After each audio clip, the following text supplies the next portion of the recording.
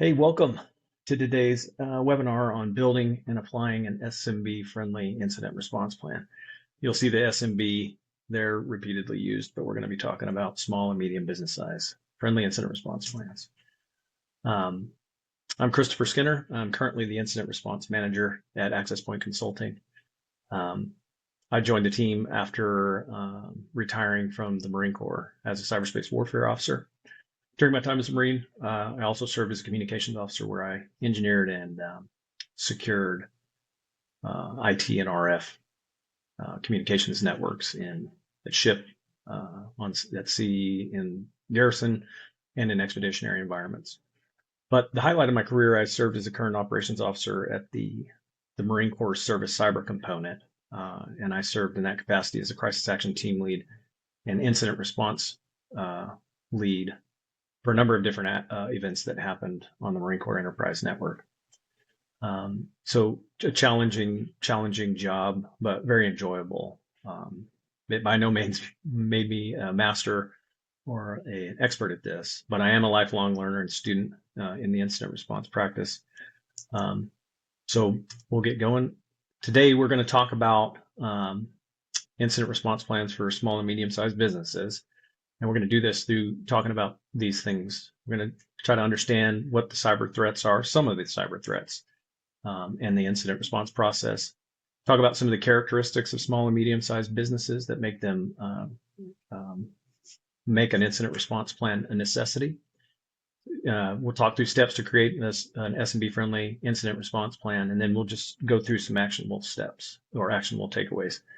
And as we go through this, none of this is by all means all the answers. This is just some talking points that we'll use to stimulate the conversation.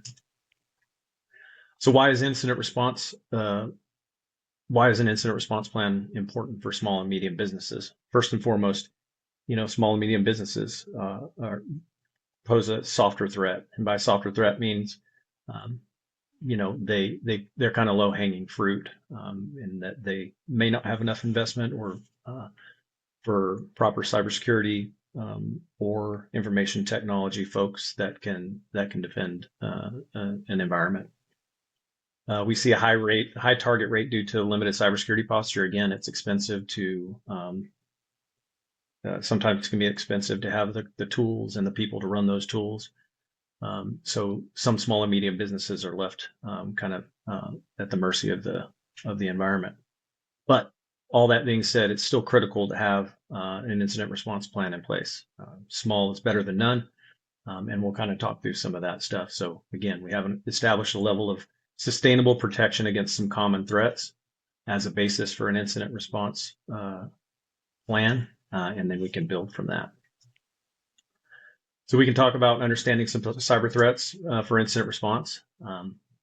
Key takeaway from this slide is that we got 40% of cyber attacks target small and medium businesses. Up to 17% of those small businesses are considered inadequately prepared to defend against those cyber attacks. So when we're talking about malware, it's kind of the all-encompassing word. Malware is just malicious software used by hackers to disrupt, damage, or gain authorized access into an environment to where they can figure out what they want to do and then potentially cause harm to an organization. But for small and medium businesses, we kind of start here with phishing, and social engineering is one of the main vectors. It's one of the most pervasive threats. Malicious cyber actors will try to trick or employ lookalike emails or communications to bait user into providing usernames, credentials that would allow malicious cyber actor access into a network. And then most commonly, phishing and ransomware are seen in concert. Once a malicious cyber actor gains authorization into a network, then they can get inside, and they use ransomware to encrypt and then remove information off a network and then hold it at ransom. So an organization would have to pay for a key to have it unencrypted. So we see those together.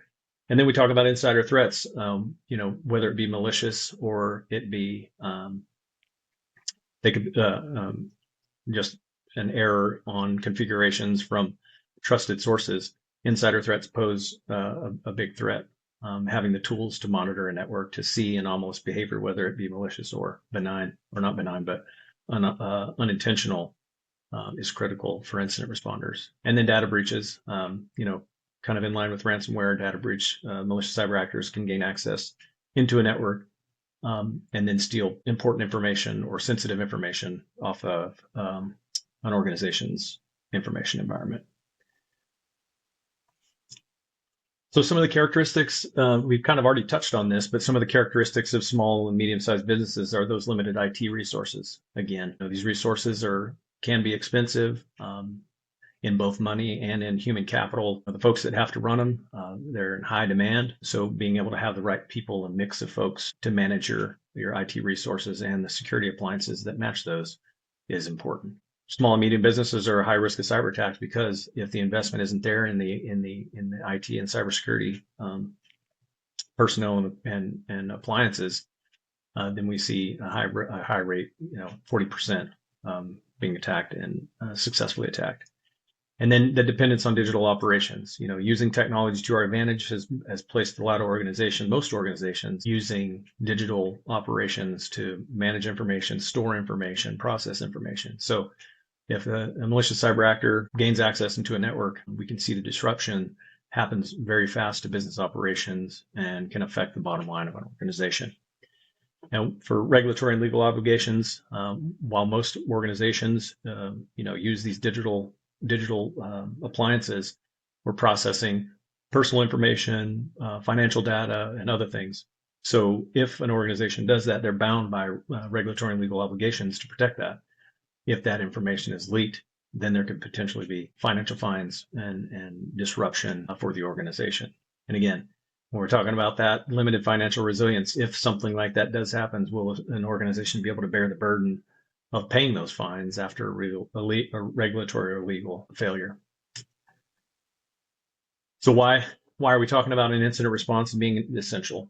Yeah, if we have a plan when something happens, then we'll have the ability to minimize downtime, which is extremely important in business when minutes are dollars and hours are more. So if something happens, having a plan, knowing how to react, who's going to be responsible for doing what, then we can minimize that downtime and get back to business operations as soon as possible.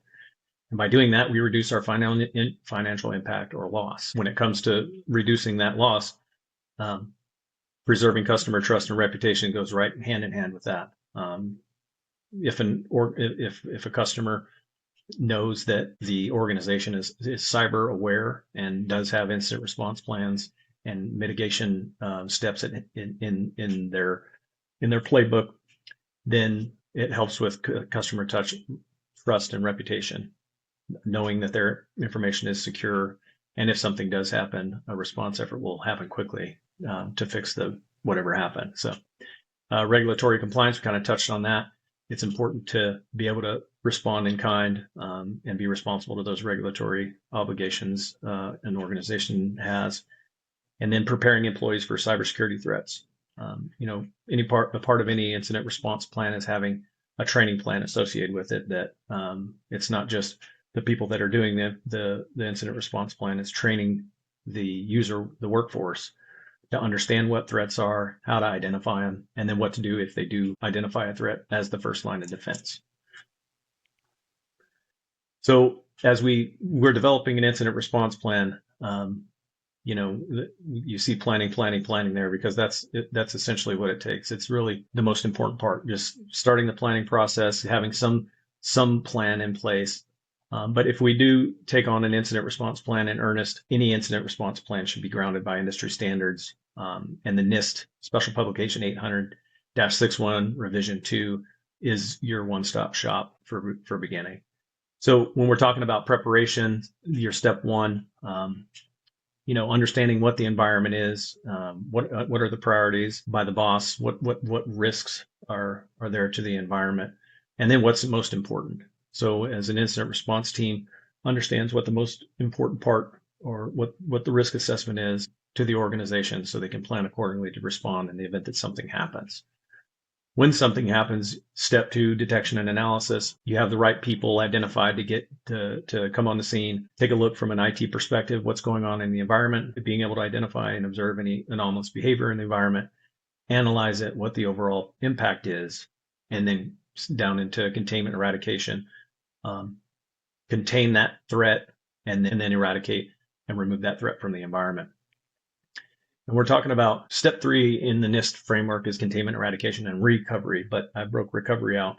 Each of these can be taken in their own individual step, but recovery is important. Just to understand that that's part of restoring business processes, ensuring that whatever threat that was on the network or in the environment is removed totally, or to a place that is isolated enough to restore business operations. And then lastly, post-incident activity is not just turning the page, writing a report, submitting it. There's lessons learned that have to be done, especially with the budding incident response program.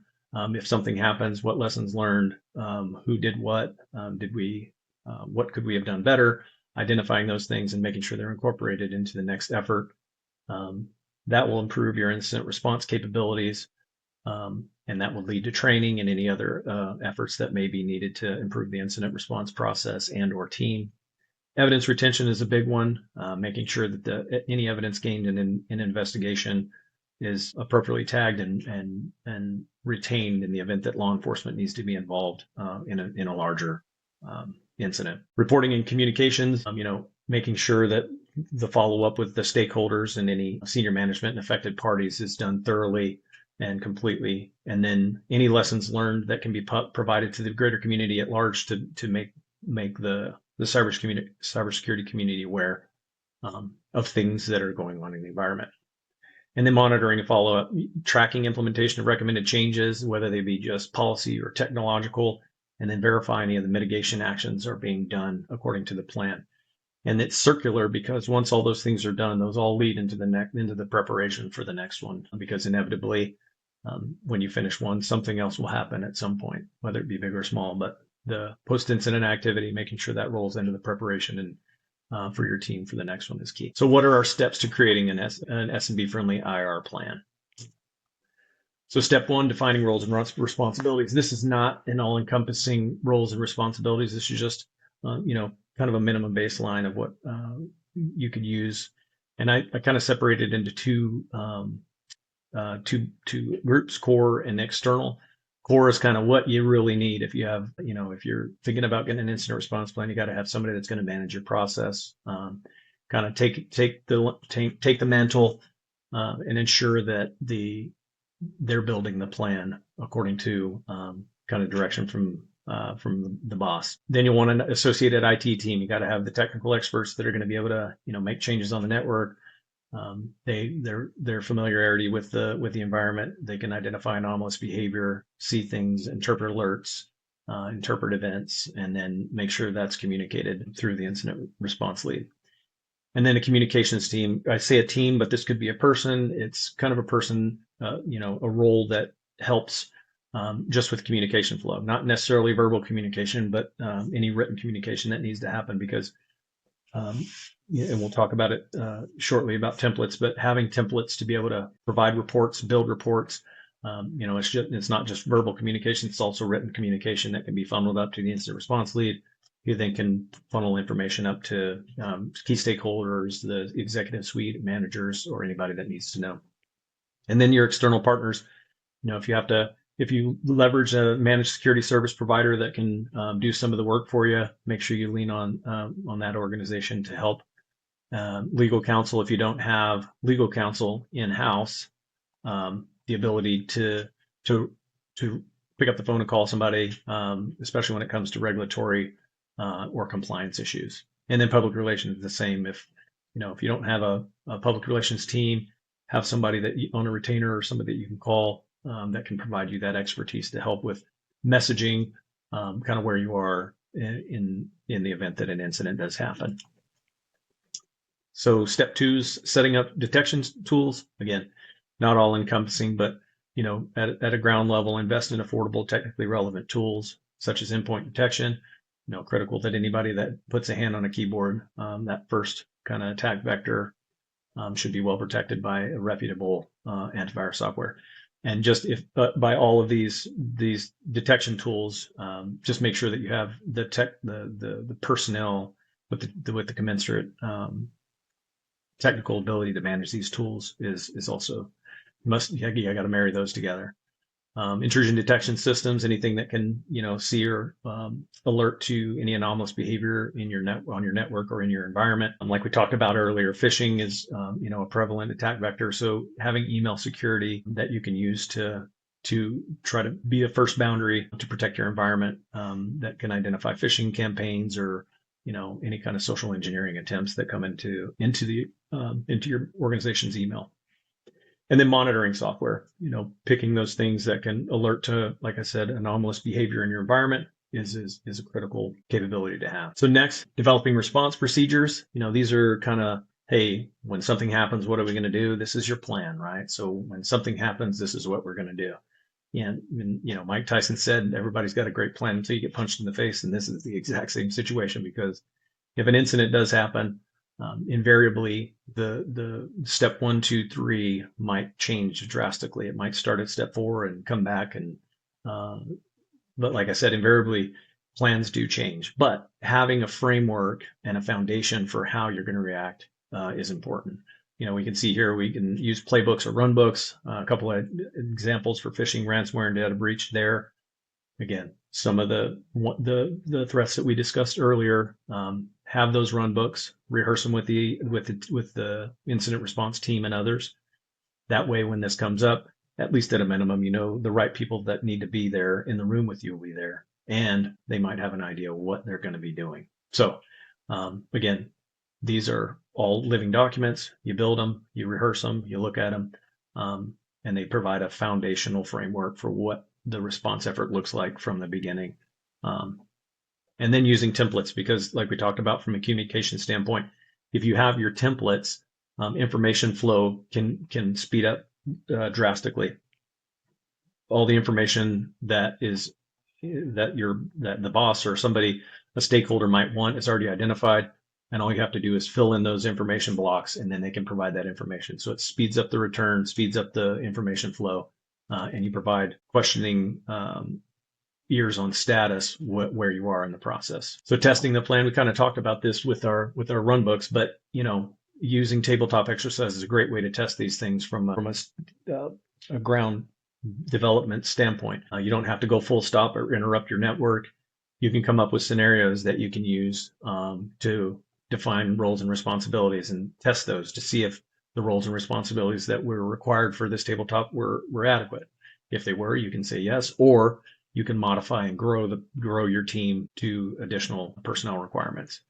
And again, using playbooks, grab that playbook or that run book, run through it, determine whether or not the steps that you're using make sense, or if you need to modify or change it. And then as a kind of areas of confusion, talk to everyone about the process. If people are confused, then it's a good time to take a couple of steps back, review what the plan is, and then fix steps that caused areas of confusion. And again, talk about template. It speeds up the process for communication, speeds up information flow, and it'll make executives and stakeholders much happier when they're able to receive information that's templated, that looks the same every time, so they know exactly where to look for the information that they want.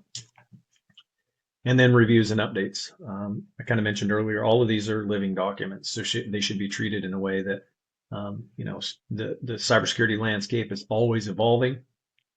So our policies and our procedures should adapt with them. At a minimum, I'd recommend scheduling quarterly reviews for these things, that everyone just on the team just takes a look, reads through them, adds comments. People change, processes change, business develops. We might need more coverage in one area. The risk assessment might change and other things are prioritized. So again, not to belabor the point, just pull these things out. Don't let them collect dust. Pull these things off the shelf every quarter, review them, and then just continue to refine them and make them better. So we kind of talked about the steps. We can talk about some key takeaways. Again, we could probably draw a lot of things from this, but some of the key takeaways for our time here today is just kind of start small and build over time. A plan is better than no plan. You'll hear the ad hoc plan. It'll mature over time as long as we're diligently working on it. So start with something, identify some folks that'll be on tap for being in the room when something does happen. And then if those guys and gals know what they're doing, the incident response process will definitely go move forward better, more efficiently, And again, the goal is to restore operations. And if you have something, it's better than nothing. So training employees regularly, that's not just your incident response team, that's all the teams. So, we go back to phishing as the example. It's one of those prevalent things that we see in organizations holistically.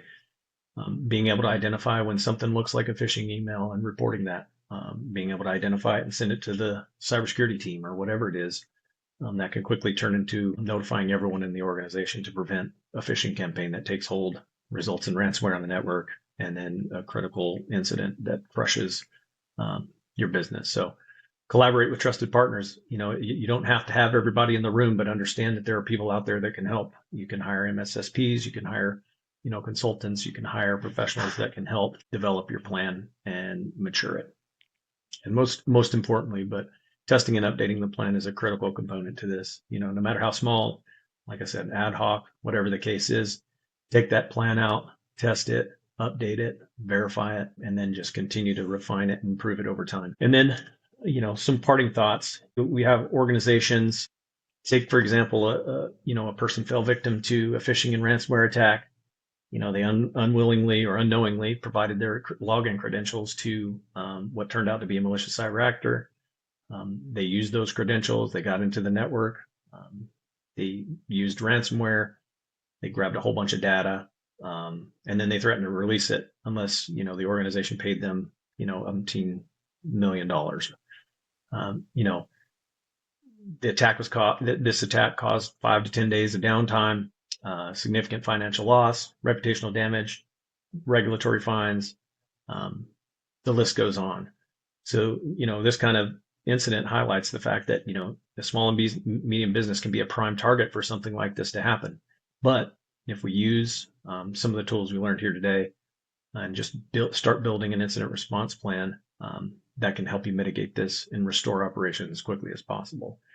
So in closing, there's two camps, and we kind of, the thread it kind of permeated through this. There's the if you're ready camp, and then your when you're ready camp. The folks in the if camp are constantly thinking about what's going to happen if something happens, or if we get attacked, do I have people to do the job that I think they should be doing? Probably they're probably not going to fare well. But if you're in the win camp and you know that when something happens, you have a plan, you have the people, you've rehearsed it, and you're ready, then you can overcome these kind of incidents when they happen. So I appreciate everyone being with us today. We hope that this webinar has given you some clear thoughts on how to and a roadmap to kind of how to start and develop your incident response plan for small and medium business. The big point: start small. Start drafting your incident response plan today. Stay secure, stay resilient, and thank you for your time. Have a great day.